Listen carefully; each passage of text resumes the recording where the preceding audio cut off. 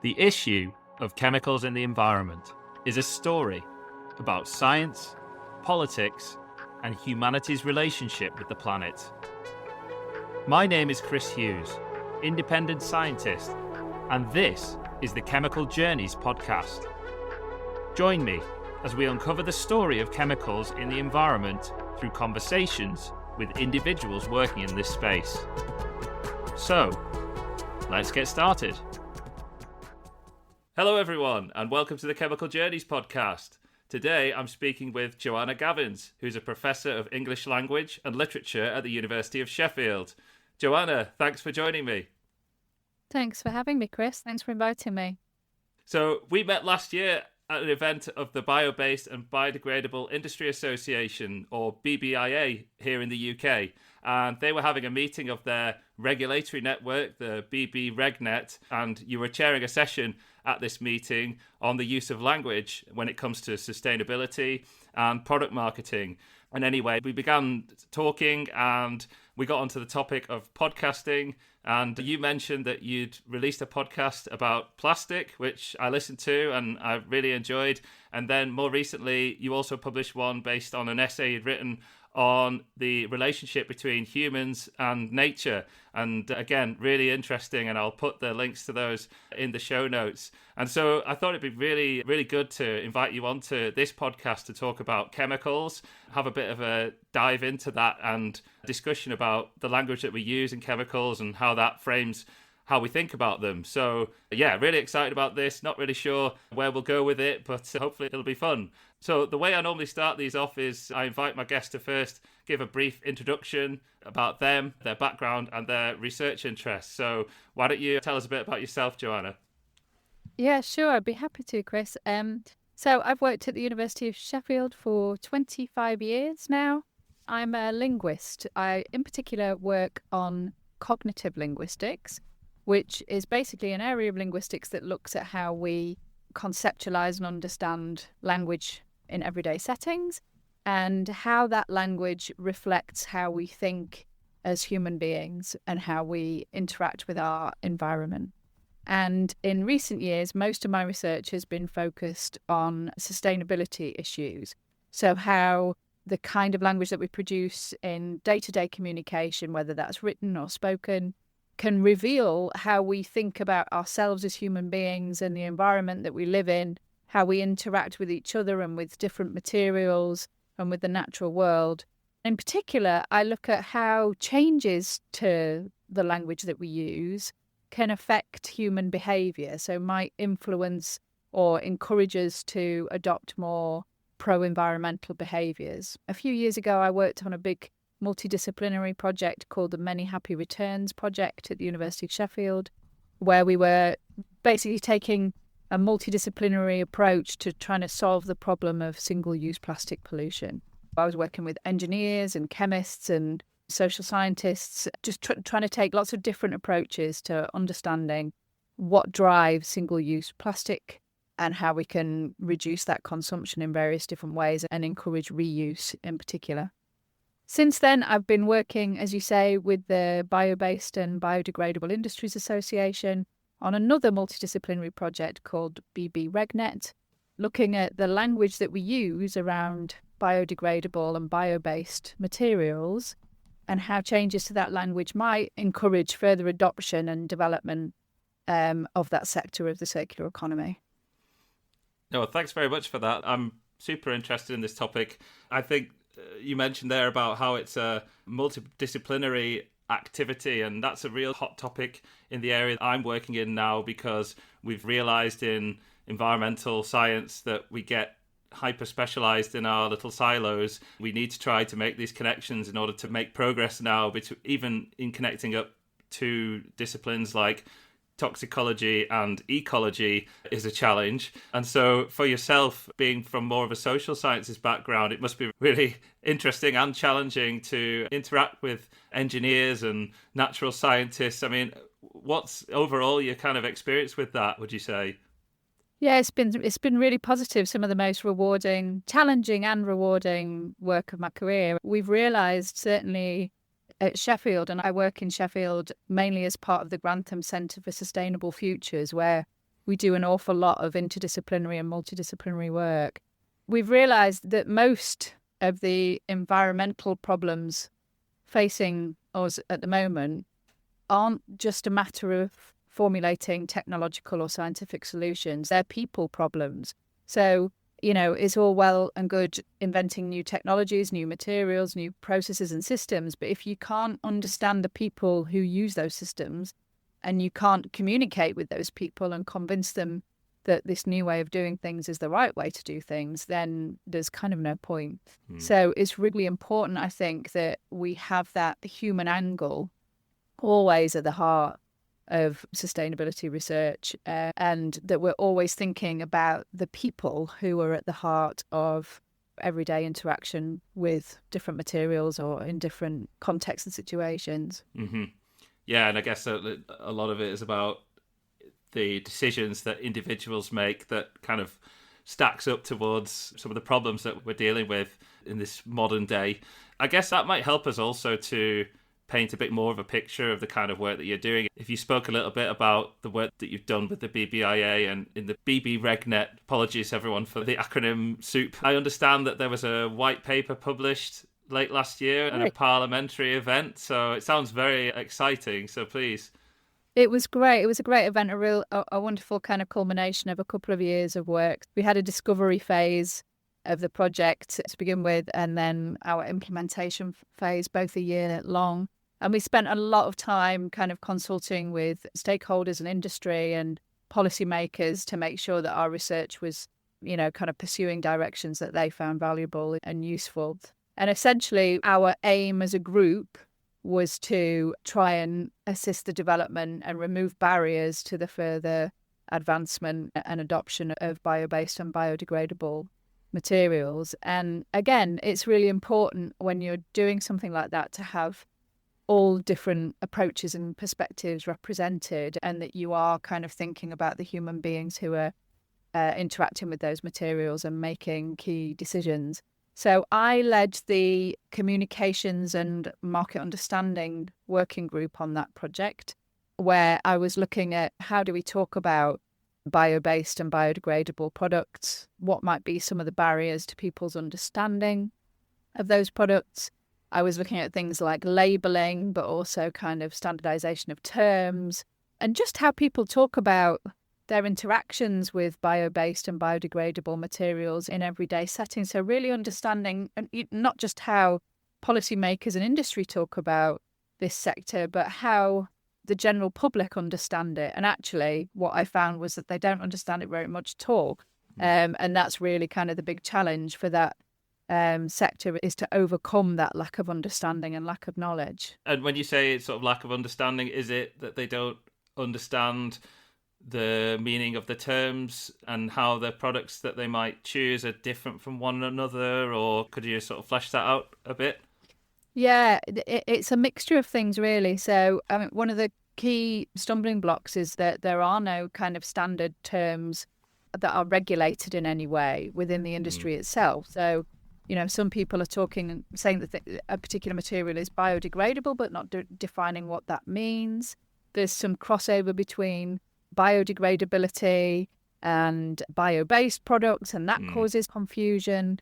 People don't understand how the process of biodegradability works, how it relates to compostability.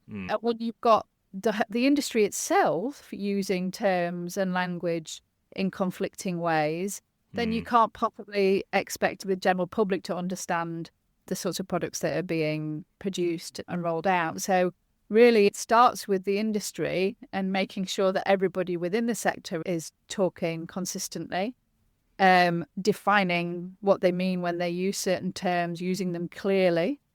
And it's only once you've got that system up and running that you can then start to educate the public about what these terms mean and the implications of the products that they might use and that kind of thing.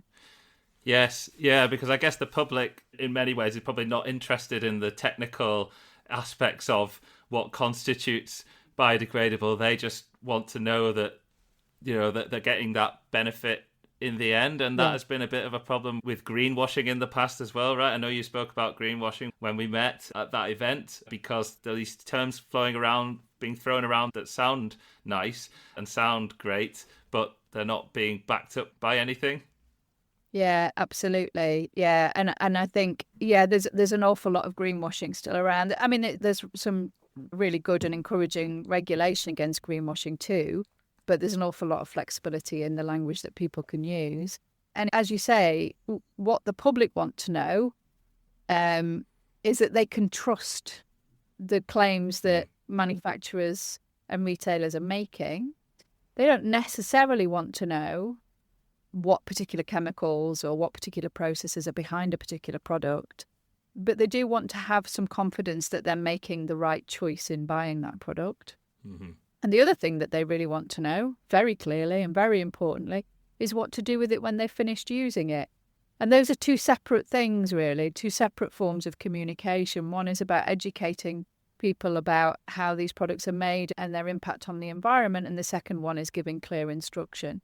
And what we often see is that companies try a kind of broad brush approach to both of those different objectives. And that's where things get really confusing. So, for example, there's far too much information going onto labels and packaging that people can't digest when, normally when they're looking at packaging, they're deciding what to do with it when they're finished with it. And all they really want to know at that point is, tell me where to put it, tell me what to do with it.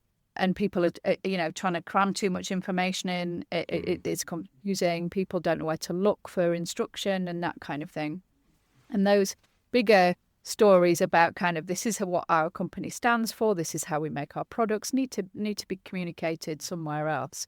So yeah, it's about kind of knowing your audience, having really clear aims, and putting your language in the right place and tailoring it to those particular needs. Mm-hmm. Yeah, no, that's really useful insights. And I guess there's an aspiration here or we're trying to sort of feel our way towards how to improve the situation. And then I guess there is the kind of implementation side of it as well, in terms of, will this translate into changes in the way that we communicate things on products and packaging? And so is there any traction there? Are we seeing sort of policy changes? And is there anything also sort of directly clear to come from this white paper? Yeah, well, it's early days with the white paper. The white paper, as you say, was launched in December. It's had a really positive response so far. We had a great launch event at the House of Commons, and we're still producing reports from the rest of the project. So my own report on language use comes out next week, actually, the week beginning the 12th of January. So there's a very lengthy and detailed report on its way from me. And yeah, I think there is some really encouraging noises being made by policymakers, and some really kind of there was a positive feel in the room at our launch event. I think this is the change, the changes that we are recommending are the ones that people want to see. Mm-hmm. And certainly people in the industry are fully behind them. And this is the thing, is that these bio-based and biodegradable products have such great potential, but we're not realizing that potential at the moment. And I think the general public on the whole feel really positive about them, and they want to buy more biodegradable and bio-based products. But in order to do that, they need to understand them better, and they need to know very clearly what their benefits are so that they can make the right choices. Mm-hmm. So I'll just, with respect to that report, we'll definitely put a link to that in our show notes. On the policy side, when it comes to biodegradability, I can understand why the messages get confused at the consumer level, because certainly from my perspective, looking at in this space, there is a lot of confusion also at the technical level and at the policy level. I guess one of the challenges that I'd seen with the BBIA's kind of remit is that you're looking at, well, as you mentioned, bio-based and biodegradable things not necessarily being the same thing. There's also quite a lot of focus on materials and packaging when it comes to biodegradable, and those things have their own standards that are used and their own technical criteria, which are often different to the chemicals side of things. So within chemicals, which is an area that I tend to work more, they have completely different test methods and criteria for assessing whether something is biodegradable or not. And that can really create issues when you're trying to have a meaningful discussion. And I also have even seen the danger that, in response to some of the problems with the way that we're communicating these things at the moment, there's almost a kind of overreaction to the point where we'd say, well, we can't use biodegradable claims on products anymore. And, because of the way that that's been misused, but we kind of throw the baby out with the bathwater in terms of being able to make claims that are perfectly legitimate, for example, on chemicals and whether they're readily biodegradable. So it becomes very complex and technical, and I can imagine that it's going to be very challenging at the policy level, and there's going to be a lot of pitfalls there if the right knowledge doesn't come in at the right time to help these things along. Yeah, I think it's an absolute minefield for manufacturers, retailers and consumers. The wealth of information that is now at our fingertips and is available to us, obviously that's a wonderful thing, but it can be hugely overwhelming as well, and hugely confusing if you're not an expert in the field. So, people have so much kind of noise in their lives, informational noise, and kind of cutting through that and getting an essential message across, if you're an entrepreneur or a new business or have a new innovation to push, can be a massive challenge. I don't know if you came to the workshop that I did for BB RegNet about labels and logos. And this was a room of 15 people working in the industry. I showed them a series of labels that are in wide circulation in the UK at the moment. And nobody in that room got all of them right, could identify what all of the labels actually meant. And some are really essential ones, often to do with compostability or biodegradability. People couldn't define them or didn't know what they were.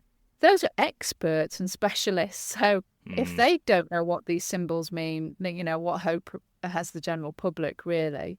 So, yeah, I agree with you. It is an absolute minefield. And we end up in a situation, like you say, where people are running scared from making sustainability claims. And that's such a shame, because that's what those products are all about. And that's why people are in that industry, and they want to make a positive impact on the environment, but they're scared of claiming that they can do that. And so what we really need is, standardization of terms, really clear directives on labeling, a clear division between informational language and instructional language, and some inspiring stories that people can get invested in and really believe in and have some emotional investment in the longer term. Yeah, it's one of those wicked problems, isn't it? Let's put it that way. Yeah, definitely. And I'm sure we'll continue to bounce back and forth between correcting and then undercorrecting and overcorrecting as we go. But yeah, fingers crossed. I think increasing awareness so that people are able to make more responsible decisions with their own behaviour, I guess, is ultimately the goal. We want people to be informed and to make the choice with some of these things, right. I suppose. Yeah. I mean, that might take us nicely onto the podcast that you did on humans and nature and the interrelationship of those two things. I don't know if you want to just give a bit of an overview of what you talked about there. I think it was a really interesting topic to delve into. Yeah, thank you. It follows a theme that I've pursued in other podcasts and publications about how our language reflects how we experience the world, essentially. So the language that we use expresses our beliefs, our opinions. It can reveal all kinds of things about how we function as human beings and how our minds work. But also the language that we encounter, there's a reciprocal relationship where the language that we're encountering every day in the media and conversation, online and so on, is at the same time shaping how we think in return. So, those two things are working together constantly. And it's about understanding how, if we just make small changes to how we frame certain experiences through language, how we describe ourselves as human beings, for example, and our relationship with the environment, how that could shift how we think about the environment and think about ourselves and the impact that could have on how we behave. So the Human Nature podcast that I did was actually part of the Off the Shelf Book Festival in Sheffield. I was interviewing two authors at the festival, Tony Juniper, who just released a book called Just Earth, How a Fairer World Will Save the Planet, and Sadia Qureshi, who'd written a book called Vanish, which was about the history of extinction and how we frame and talk about extinction historically. And both of those books kind of really picked up on that theme of the way that we think about our actions in the world are hugely influential on other people when we start communicating about them, and how we really need to kind of have a complete restructuring of our thinking of ourselves in relation to animals and the natural world in order to really shift culture and shift behaviour. So, yeah, one of the things I was talking about in the podcast is how we tend to always, for example, talk about nature as something that we escape to. We often use metaphors like containers, you're in nature. Nature is something that you visit. It's something that's away from your everyday life. And we very rarely talk about ourselves as part of nature. And we're just animals, just like all the other animals on the planet. We might be very specialised animals, but we're still animals. And all the behaviours that we engage in day to day are having an impact on the rest of the natural world. And we separate ourselves from it so easily through language. And that language reflects that that's how we see ourselves, as something distant from nature. And nature is in our power, if you like, but it's also it's often something wild or dangerous. We rarely think of ourselves as natural creatures, as part of our environment and essentially connected to the environment. And it's those little interesting quirks of language that really fascinate me as a cognitive linguist, what they show us about how we think and how we might change how we think by changing our language. No, thank you for that. And yeah, I totally agree that the way that we see nature is really impacted by the language that we use. It seems to vary from person to person. I don't know if you can comment on the last let's say the last 10 years. It seems that for a while there we were getting very collectively interested in the environment, and sustainability was having this real kind of groundswell of support. And that was leading to a lot of policy change. And then I think it's obvious to most people that has had a little bit of a retreat in recent years as well. I suppose that we've spent a lot of our history and our existence developing ways to protect ourselves from some of the dangers and the hazards of nature, which is what has led to us building a lot of the environment, let's say the man-made environment that we have around us. But my thinking was that we were becoming more environmentally conscious, perhaps than, say, 20 or 30 years ago, much more environmentally conscious collectively around 10 years ago. Have you looked into that at all? Have you noticed anything about that? Can you comment around that? Yeah, I mean, I lots of linguists have looked at this about how we frame the environment, how we talk about the environment, and it's clear. I think you're absolutely right, by the way, that we did have a period where we seemed to be becoming much more environmentally conscious, and that was a result of scientific discovery. That was a result of data and science and facts and figures, and people could see that the Earth was warming and could see that there was a problem, and that very much informed the way people were thinking and talking. However, I think most cognitive linguists would say that our fundamental way of seeing the world didn't change and didn't change enough. And so where we are now is an inevitable endpoint, or perhaps it's not even the endpoint, even more troubling, of a society that is built on profit over planet and people. And that never really shifted. For as long as that core frame stays in place, then it's easy for our science and data about environmental damage to be ignored or overturned. You're not changing that fundamental way of seeing yourself in relation to the rest of the planet. Even the SDGs, the Sustainable Development Goals, and a linguist called Aaron Stibbe has written a really fascinating discussion of this, are based on development. They are framed around financial gain, increase in profit, capitalist development, instead of on reduction and retreat. So for us, as long as even the SDGs that are supposed to be kind of driving sustainability across the world are still framed around consumption, development, profit, then, it's kind of hopeless. So really, that's the core language that we need to be changing, is what do we value as human beings? What do we see success as? What does development actually mean? And is it always financial and materialistic? Or could we start to shift our thinking to see gain and health and well-being in a much more kind of personal and community sense, which is what Tony Juniper's book talks about. Another plug for Tony. That was the Just Earth book. Just Earth. Yeah, and in your podcast, I think you mentioned another one as well about offsets, and it was another example of how we came up with kind of like a technical trick to kind of ameliorate any sense of responsibility or guilt that we should have for our consumption. Yeah, because all that kind of language about offsetting is about displacing your guilt and your responsibility onto somebody else.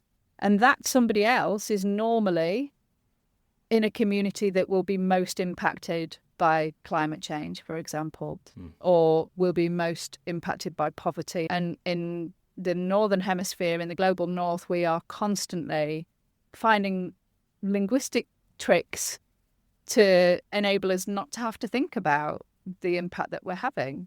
We offset it onto somebody else. You tick a little box when you're booking a flight, and you don't have to think about the impact that you've had on the environment or other communities elsewhere in the world. Yeah, and I guess a normal human reaction then is to say, don't look at me, or to have a sort of a negative response to, say, an accusation or a sort of finger wagging kind of approach to this sort of thing. And I think it sounds like, in general, the sustainability movement has been doing some soul searching on that matter, because they've been doing a lot of that finger wagging, and they seem to now, they're in the midst of a backlash. And we could talk for a while probably about all the different reasons and contributors to that. But again, is there a kind of like a language component to this that could help to kind of bridge that divide, do you think, or to mitigate that emotional reaction? Yeah, I definitely think that there is a linguistic component to it. I think language is absolutely essential to shifting people's behaviour and shifting the way people think. I think our job as linguists is to identify and describe and analyse the language that we already use and point out where the problems are. I'm often kind of asked when I talk to people around either the BB RegNet project or my work around plastics, people will say, well, what is the right language to use? What slogan could I use? How could I talk about this? And in a lot of ways, that's not my job. I'm not a creative. I'm not in marketing or advertising. I'm not even a creative writer. And I think there are people who have much greater skill in that than I do. What I can do is show you this is the language that you're using at the moment, and this is how people are responding to it. It's the job of people far more creatively minded than me to come up with the new language frames that might inspire people. But we can certainly already start to see the kinds of terms and concepts that people have negative reactions to and start to understand why that's happening. One of the main reasons why it happens is a lack of knowledge and a lack of understanding. People respond very negatively to things that they don't understand, and that's perfectly reasonable, I think. And so, companies and organisations need to come up with inventive ways of communicating clearly with customers and with the general public in order to narrow that knowledge gap. In cognitive linguistics, we call this hypocognition. So it's basically a lack of the adequate knowledge to understand key terms and concepts. You just end up with a void, if you like, of understanding. And that's where people switch off or disengage with things because they don't understand them. And it's also where greenwashing thrives. So if people don't have a clear, standardised definition of biodegradability, for example, anyone can claim that something's biodegradable, and then people lose trust in it. And you can kind of see how that cycle gets perpetuated, really. Yeah, it's sort of a gradual degradation that reinforces itself if you're not, or a rot, let's say. Yeah. Oh, no, that's really interesting. And I think that brings us nicely on to the discussion around chemicals as well. And I because that's what this podcast is really all about, the issue of chemicals in the environment. I personally work on this area quite a bit in terms of the risk assessment and the regulation of chemicals and the policy developments. But the more I look at this topic and the more I see the developments that are happening in the policy space, I see these interconnections with human society, with psychology, with politics, with health, and there's almost infinite depth and complexity to that. And so my hope is with the podcast to try and bring in this expertise to start to kind of uncover different areas, and I'm hoping that in time kind of a corpus of knowledge and insights will kind of emerge from what we're doing here. So yeah, I guess the first thing to kind of get your view on is where are you in terms of chemicals, and what do you think about them? Because I'm aware you work on you work with the BBIA relates to that, and also you've looked at plastics in the past, but perhaps let's kick off. I'll let you start on chemicals. Well, they're all bad, aren't they? All chemicals are bad. That's what I know about chemicals from the research that I've done, and this is very brief research, I should say. But you and I had a bit of a chat online about it, and it's something I've noticed throughout my work, both with plastics and with biodegradable and bio-based materials, that there is this automatic negative association with the word chemicals. And so I should explain a little bit about some of my methods as a linguist. So I look at kind of how we, language and how we think, but I also use certain linguistic methods that enable us to look at huge bodies of language fairly swiftly and effectively. So this area of linguistics is called corpus linguistics, and essentially a corpus just means a body of language data. And as in corpus linguistics, we're often dealing with millions of words, even billions of words at a time. And computer software enables us to analyze that language comparatively easily. On the BBRegNet project, on the Many Happy Returns project, we were using corpus linguistics to gather together linguistic evidence and look for patterns of use in it and see what those patterns could tell us about how people think and how they behave. For example, looking at key terms in bio-based and biodegradable materials like bio-based, compostable, and so on. I looked in some really big corpora, big data sets of language, to see how people were actually using those terms. And what I found, and what's in the paper that will be released next week, it really shows how little understanding there is in the general public of those terms, and actually how the majority of language use around them is taking place still just within industry. They're not in common circulation in everyday language. They're very unusual terms.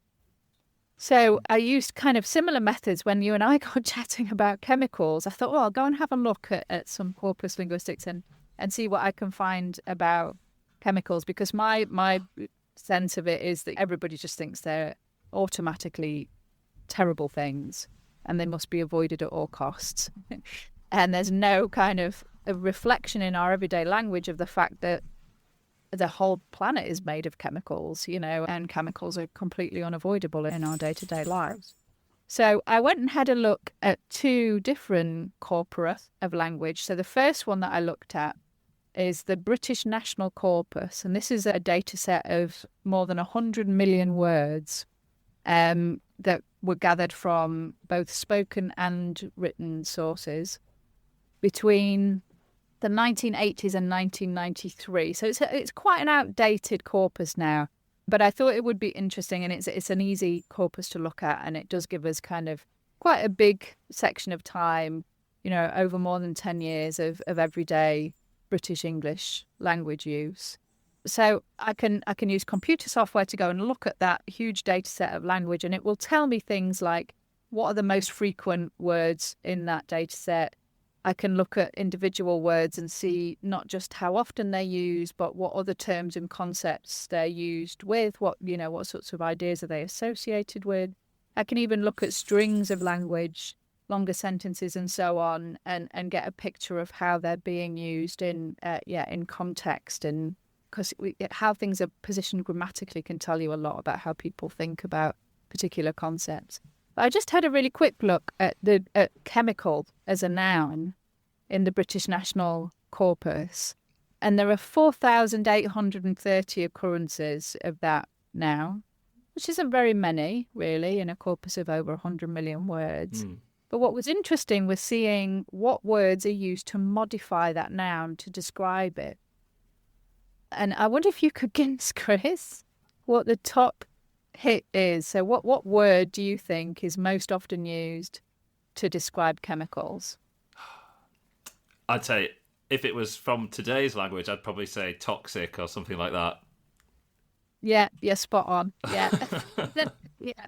So toxic is used to describe, as in toxic chemicals, 84 times amongst that 4,830. So I then went, oh, that's really interesting. That's what I thought too.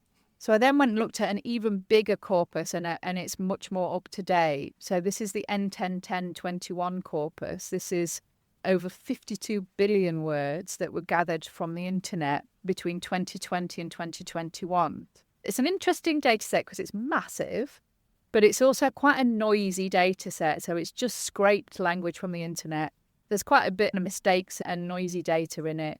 It's only 1 year, and it's so huge, massively ranging, that it's quite a messy data set from our point of view. However, it's still fascinating. I looked in the N101021 corpus, and there are just under 2.5 million occurrences there of the noun chemicals. And once again, toxic is the top modifier. There's 55,442 instances of toxic chemicals in 1 year on the internet. I found that really interesting. So there's clearly not been a great deal of change between the early 1990s and 2021. Do you want to know the other ones? The top 10? Well, I got just comment. Yeah, toxic. I mean, I suppose they're not incorrect because all chemicals are toxic. That's just a fact. But it is the dose that makes the poison. I have to get that that one in. But yeah, carry on. So we have toxic is in first place. Other is in second place. That's a pretty neutral term, just other chemicals.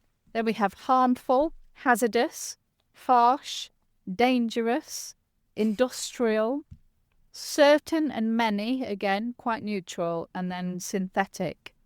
And what I found was really interesting. So the great thing about the N101021 corpus is that it's tagged for the kind of domain of experience where this language came from.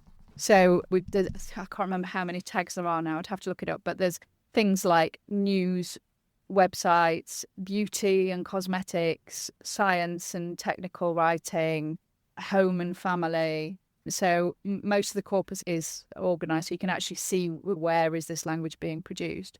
And what I found really interesting was that all of the neutral terms, so other, certain, many and industrial, were all concentrated in science and technology writing.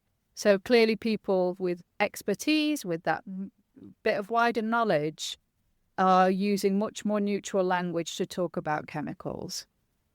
The really negative terms like toxic, harmful, hazardous, harsh, they were concentrated in home and family, beauty and fashion. So it's clear then that when the concept of chemicals is being talked about as an everyday product that people are buying to use in their homes, on their hair, on their faces, that's where public concern really kind of shows itself, and it's much more negatively evaluated. So that tells us so much about what just a little bit of knowledge can do to how you perceive chemicals, where, and of course you as an expert immediately chime in, well, yes, strictly speaking, they are all toxic, but it depends on, and you have that knowledge. So you have a much more neutral, balanced, measured understanding. But plus you have this issue of hypocognition where the vast majority of the general public have very, very limited knowledge about chemicals and how they work and what they are. that's where you get negative perception, distrust, greenwashing again. When you get kind of chemical free as a claim on a shampoo bottle or something.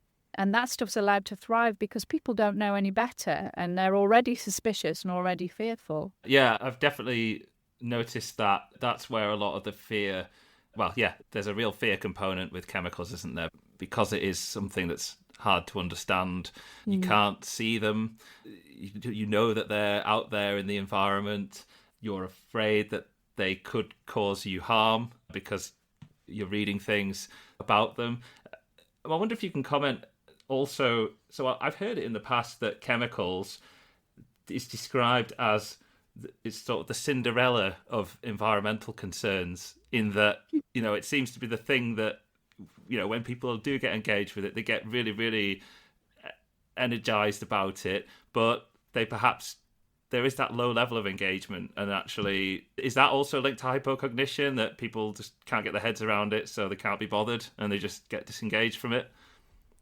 Yeah, I think they'll either get disengaged from it or will have quite a simplistic black and white attitude towards it. So you see so many adverts, such and such a product doesn't have any of those nasty chemicals in it, those harsh chemicals. And that is so lazy, that description of a material or a product. And yet people are satisfied by it because it fits their existing point of view. So you have that element of confirmation bias as well, is that if you have an existing frame of chemicals, which is they are all bad, they are all negative, no matter in what dose, no matter in what form, then you will, as a human being, naturally only notice messages and language that confirm that. It's much harder to get people to see things completely afresh or from a completely new perspective. That's a huge challenge, because most of the language that they're encountering day to day is just reinforcing the knowledge frames that they already have. And we get these big cultural narratives that just get perpetuated and perpetuated because the core frames never change. If a company sees that somebody else's marketing campaign has been successful, if they're claiming there are no nasty chemicals in our shampoo, for example, then they will more than likely copy it or do something very similar and play into that wider cultural way of seeing things, instead of doing something radical and new and experimental, which has a much higher risk factor.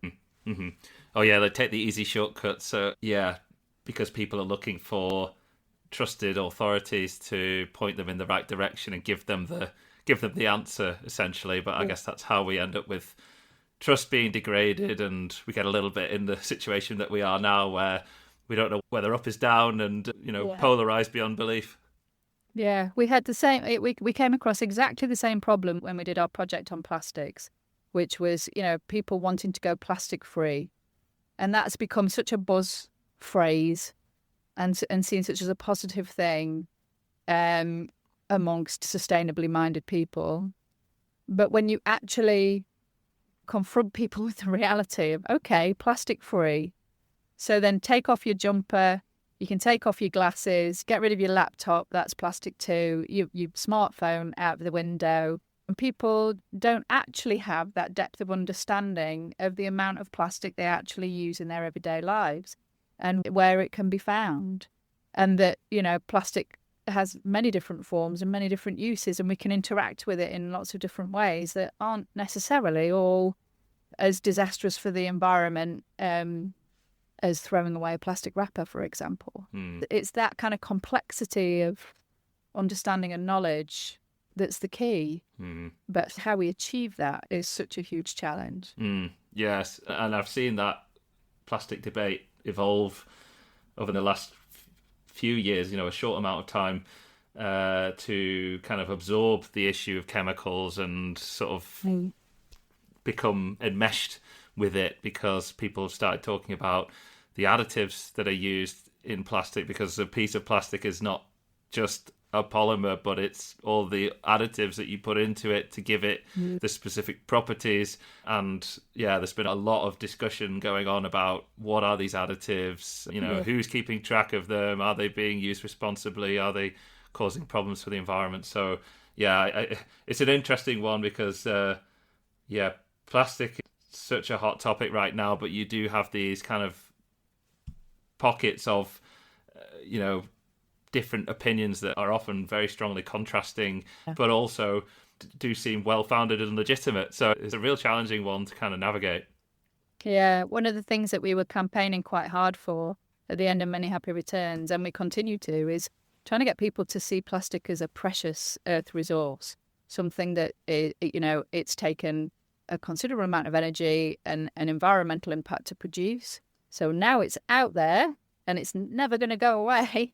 You need to look after it, and you need to use it as many times as you possibly can in order to minimize that impact, rather than seeing plastic as, well, I mean, the words that are associated mainly with plastic are things like cheap, rubbish, crap, and that's a real problem. If that's how people see plastic and they have this negative reaction to it, how are you ever going to convince them that they need to cherish it, wash it, keep it, reuse it, repurpose it?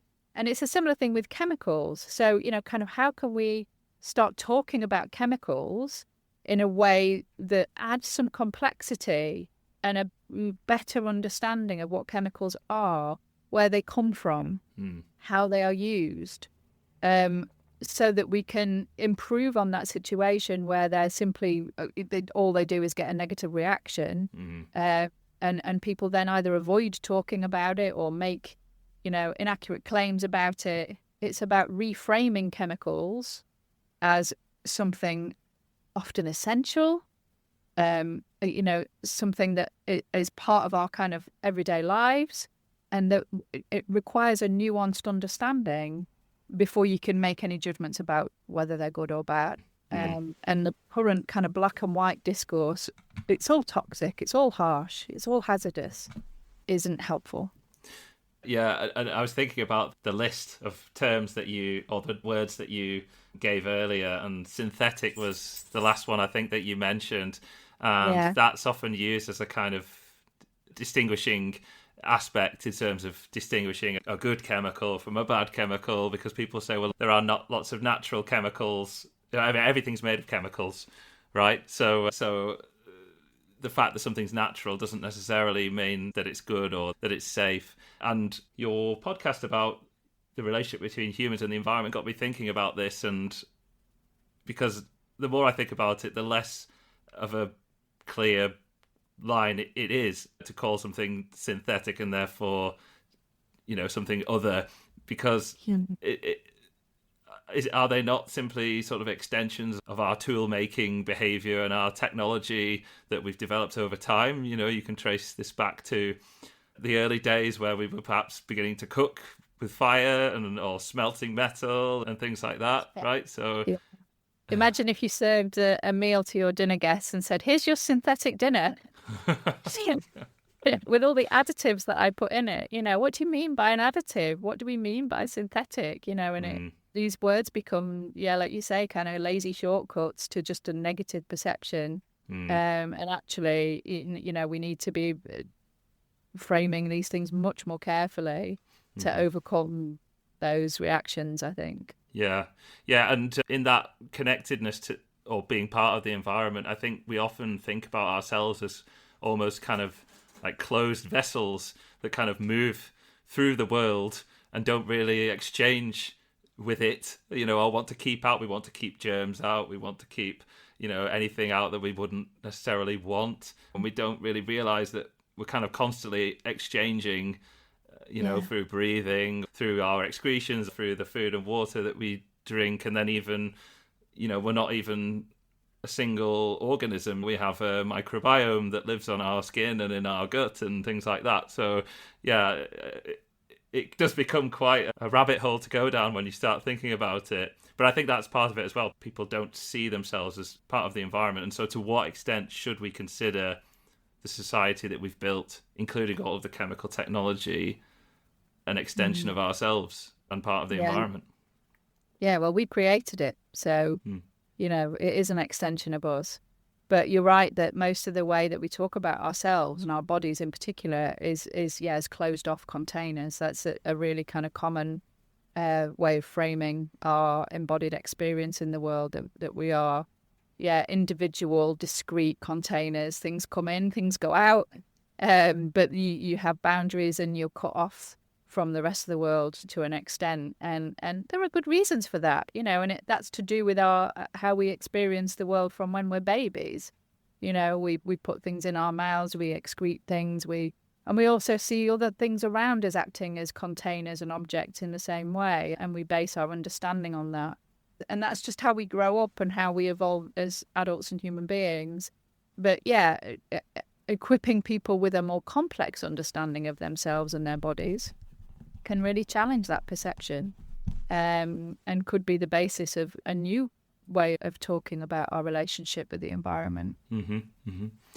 Yeah, and another thing that's kind of occurred to me in recent years is that we're kind of we're sort of, and I feel that this has been brought on a little bit by the sustainability kind of shift because of other things that have led us, most notably climate change, that's led us to think about, well, how can we have a more sort of circular economy and reduce our kind of linear kind of make, use, dispose kind of approach. But that has really come to the chemicals world in a big way, because a lot of the decisions that we took when we decided what we would do about chemicals and how we would manage them was very much from a kind of linear sort of mindset, and also something what's called a risk-based approach. I don't know if you're familiar, but we have risk assessment, so we sort of tried to see how toxic a chemical is, and then we tried to understand how much of that chemical might end up in a certain place or situation, or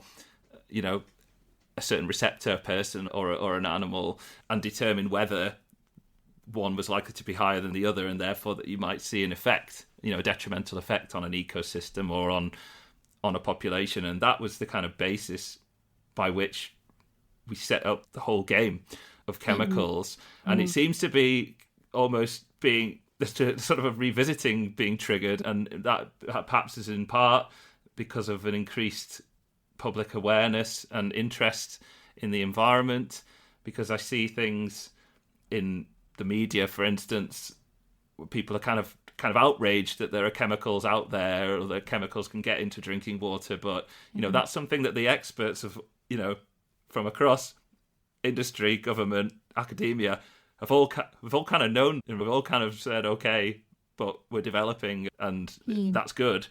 Whereas now it's almost like the chickens are coming home to roost, in that it's the second time I've used that analogy in consecutive podcasts, but, that people say, oh, hang on a minute, and we don't like this. And, I've also heard it described as even kind of a colonial act, that chemicals get emitted into the environment, because of someone else's made the decision that it's of benefit. So it does seem that the people who, let's say the old guard who had the risk assessment concept, are all they don't really know how to engage with this discussion, because they're so taken aback by what's happening, and they can't understand where this is coming from.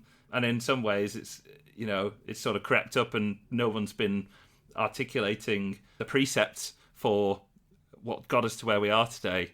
I think there's always going to be a time lag, isn't there, between, technological innovation and the general public catching up with that kind of knowledge. And if there's the sort of shift in thinking that you're talking about, could take decades for everybody else to get their heads around.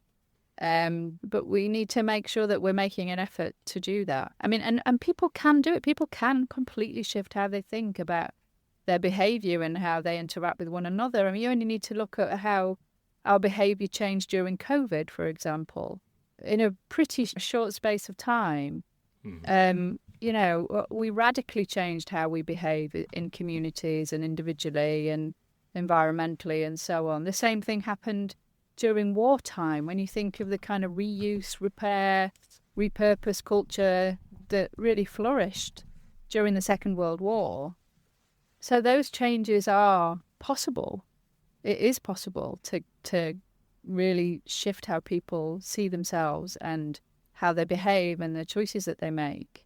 But it requires a concerted, consistent effort across an organisation or industry or culture to achieve that. Mm-hmm. Yeah, and is it a cultural shift, do you think? That how is the best way to bring about that kind of education? And yeah, I get the sense that kind of top-down approaches are kind of out the window now. in the kind of there's so little trust in authority these days, and a lot of people kind of just giving up on and with global politics and global events, people are getting quite pessimistic in general, and there's also things like cost of living that's impacting people, and they're kind of saying, oh, to hell with it all. So yeah, I mean, it all sounds quite bleak, but do you have any thoughts on how we could redress that? I think you're right. I think there is a bit of an end of days mentality at the moment, isn't there? That's a challenge. But I mean, this may be changing, but some fairly recent research has shown, for example, in eco-labeling, that people have the greatest trust in eco-labels that are backed up by governmental or official bodies. So even though people might express distrust of organisations or government or that kind of thing quite a bit these days, the research today has shown that that's not being played out in their choices and behaviour. So, an eco-label that is nationwide, backed up by some kind of official organisation, is much more likely to have positive evaluation and compliance in the general public than one that's just kind of made up by a particular company. So, and again, I would come back to that, what we started with at the beginning of the podcast about knowing what your aims and your purpose are. So, if you're trying to just control what somebody does with something when they're finished using it, then you need really clear, quite brief, directive language. It doesn't matter, people don't want to know at that point what something's made of, how it was produced or anything. They just want to know what to do with it. However, if you're giving essential information, perhaps to do with hazard or risk, then, that also needs to be clearly expressed and articulated, but can be slightly more complex.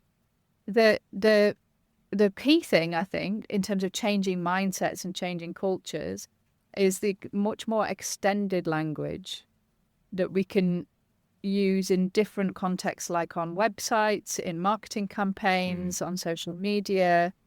And that's the stuff that really starts to shift people's thinking. And we know that different forms of language are effective in different situations. So, for example, we know in giving instruction, negated language can be really effective. So do not put this in your compost bin, for example, is much more likely to get a piece of compostable material in the right place than, if you frame that positively. For example, place with household waste. So telling people not to do things is easier to understand than telling them to do things, interestingly. But positive language, aspirational language, is much more effective in building a brand, in inspiring people, in convincing people that an overall movement or message is of value. So, this is why it's so essential to tailor make your language to the situation, because the language that you use will be different depending on what you're trying to achieve. No, that's really interesting. I can totally see how the different framing could be important there. I guess now we're in the digital age and even the AI age, this potential to convey more information without needing everything to go slapped on a label of a product or in a massive manual that gets shipped with the product is probably a good thing. Do you have any more thoughts about how AI and social media might sort of combine with all of this, or is already combining with all of this? That's a big I one. have thoughts on AI. I have thoughts on AI and what it's doing to language, particularly online, because increasingly the language that we encounter online is just AI slop, and it's interestingly in my own field of research has had a big impact. So we can no longer rely actually on the N1010 corpus in 2021. It was probably the last moment where that sort of language could be considered to be an accurate representation of human language use, because now so much online language is AI generated, we can't be sure what we're looking at anymore. So yeah, I have some quite strong opinions on AI, and again, that's something that you're up against. Is one thing we definitely know as linguists is that it's very difficult to control people's language use. But attempts have been made over centuries to prescribe the language we use, how we spell it. You'll remember being corrected for poor grammar in school and all of that kind of thing. And we know that most of those efforts at prescription just don't work. So I think the way that social media can be harnessed is by recognizing what current trends are gaining traction that have positive association, and trying to, use those to your advantage as far as possible, I think. Some companies are really good at doing that. They see a trend and hop on the back of it. They shape trends themselves. That's much more difficult. But for me, AI is another danger to clear communication. Yeah. And it's going to degrade people's ability to really emote with language and communicate beyond conveyance of grey information, I imagine. Yeah. And maybe that'll be a dividing line between, there'll be this abundance of grey information, and that will be information, already even more information rich than we are today, for useful information. And then there'll be a separate kind of appreciation perhaps for the beauty of language, and a separate space for that. I don't know. Let's hope for it. Oh gosh, yeah. Well, thank you for this, Joanna. This has been a really fascinating discussion with you, and I knew it would be, and I'm sure we could talk for hours about this.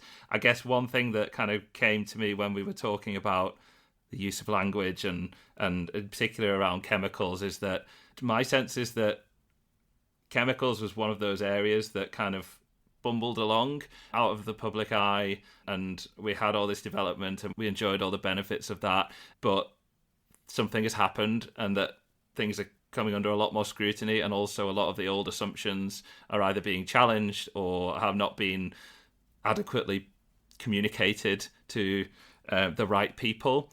And I also get the sense that because of that, there's been a kind of an assailant's kind of mindset of the chemicals industry. It's kind of being defensive. It's looking to kind of just batten down the hatches and mitigate, some of the policy pain that's already baked in. And so, but hearing from you that,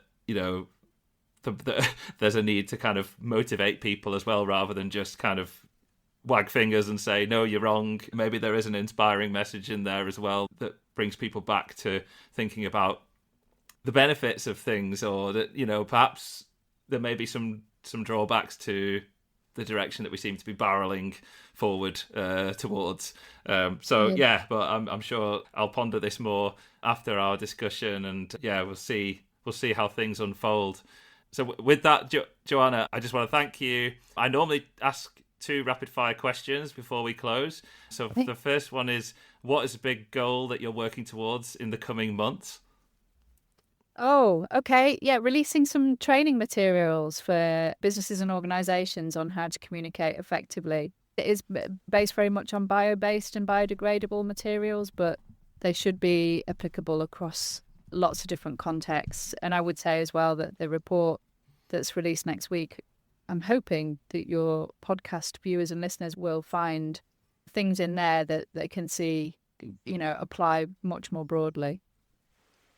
Oh, no, that sounds fantastic. Yeah, I look forward to seeing some of that material. I think there'll be some really relevant and unique insights in there. So that sounds great. And then also, if you had one piece of advice that you'd give either to yourself or somebody else starting out in their career, what would it be? Oh, goodness. Just stay open-minded. Yeah, I've been doing my job for 25 years, but the work that I've done most recently on sustainability came along in the last 10 years, and I couldn't have imagined myself doing this stuff 10 years ago. And actually, it's been the most rewarding work of my career. So keep your mind open. That's really good advice.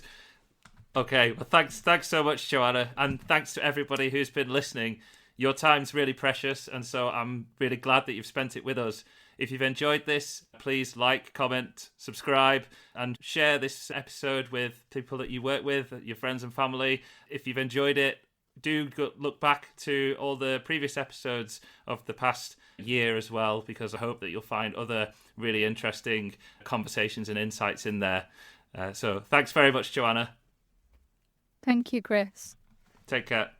Thanks for listening to the Chemical Journeys podcast. Just to mention, if you're enjoying the show and you'd like to support it with a donation, you can now do this via ko-fi.com/embarkchemical. You'll find a link to do this in the show notes. All support is greatly appreciated.